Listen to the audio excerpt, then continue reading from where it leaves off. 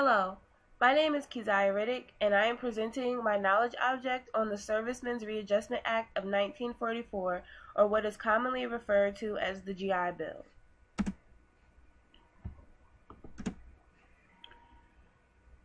The GI Bill was signed into effect on June 22, 1944 by President Franklin Roosevelt. It was the last piece of legislation in his New Deal package, which was comprised of numerous government programs to help revive the economy after the Great Depression. The GI Bill was intended to help returning World War II soldiers readjust to civilian life. It was also intended to prevent another depression by compensating returning soldiers with employment and educational training.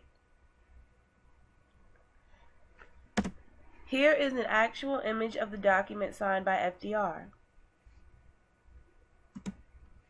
In order to compensate veterans, the GI Bill had a few major payoffs.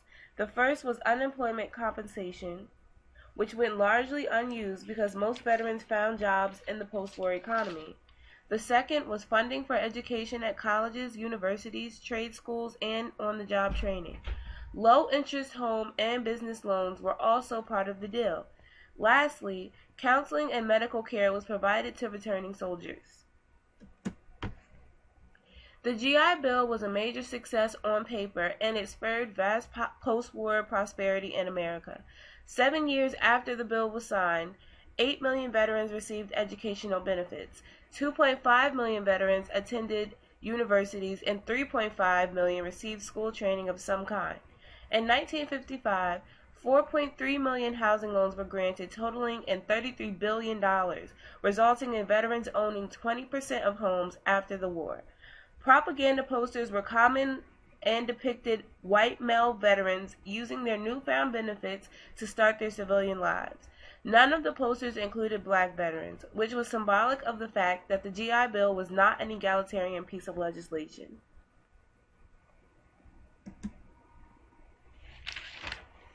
Although more than 125,000 African American soldiers served overseas during World War II, only 1/5 of the 100,000 African American veterans who applied for educational benefits were registered in college, and although enrollment rates for African Americans in college increased from 1940 to 1950, they did not increase on the same scale as white enrollment rates. Also, black veterans, in the case they were prepared to attend college, were usually only allowed to attend historically black universities, which were overcrowded and underfunded. If they did attend a majority white college, they often suffered from racial tensions and discrimination. This denial of access to education stagnated the progress of the black middle class. Because it was difficult for blacks to get degrees, therefore difficult to get jobs that paid enough to pay back a housing or business loan if the bank even granted the loan in the first place. Why and how was the GI Bill discriminatory? What were the impacts of the GI Bill? The GI Bill was discriminatory because of the racist climate of the United States at the time. Also, this climate resulted in racist politicians and policy.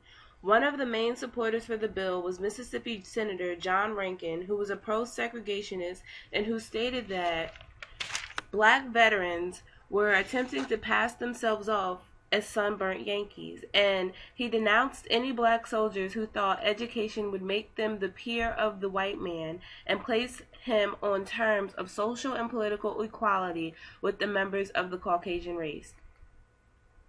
Senator Rankin was not the only person who felt this way, and was just a reflection of the racist times. In fact, the Veterans Administration and the Veterans of Foreign Wars, or the VA and VFW, were responsible for denying or granting claims, and the boards were mostly comprised of white men. As a result, many claims from black veterans were denied. Also, most black soldiers returned to such vast poverty that they could not attend school or college because their labor and wages were needed to help support their families. There was little to no government regulation over which claims were denied or granted, and this allowed for white racists to have unchecked control over GI claims. There were many impacts of the GI Bill.